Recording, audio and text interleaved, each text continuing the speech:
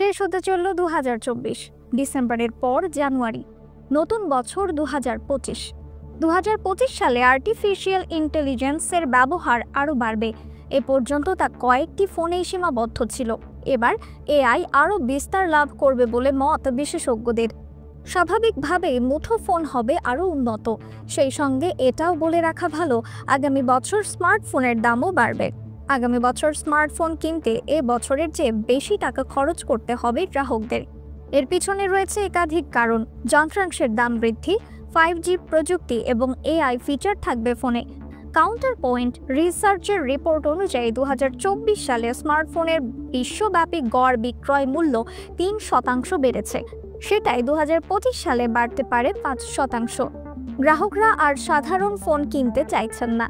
এখন প্রিমিয়াম স্মার্টফোনের চাহিদা ক্রমবর্ধমান। দুরন্ত প্রসেসর, দারুণ ক্যামেরা এবং এআই এর মতো ফিচার রয়েছে এই সব ফোনে। এআই এর ব্যবহার স্মার্টফোনকে আরও ব্যয়বহুল করে দিয়েছে, তা আরও প্রিমিয়াম হয়ে উঠেছে। গ্রাহকরাও এআই ফিচার চাইছেন। আরও উন্নত সিপিইউ, এনপিইউ এবং জিপিইউ ক্ষমতা সহ প্রসেসর তৈরিতে বিনিয়োগ করছে স্মার্টফোন নির্মাতারা। কাউন্টার পয়েন্টের প্রতিবেদন বলছে, এআই স্মার্টফোনের যুগে প্রবেশ করছে। জেনারেটিভ এআই সহ ফিচারগুলির প্রবণতা বাড়বে। এর জন্য আরও শক্তিশালী প্রসেসরের প্রয়োজন হবে। স্বাভাবিকভাবে এর দাম হবে স্বাভাবিকের চেয়ে বেশি। শুধু হার্ডওয়্যার নয়, এআই ফিচারের কারণে সফটওয়্যার নিয়েও অনেক কাজ করতে হচ্ছে ফোন নির্মাতা সংস্থাগুলিকে।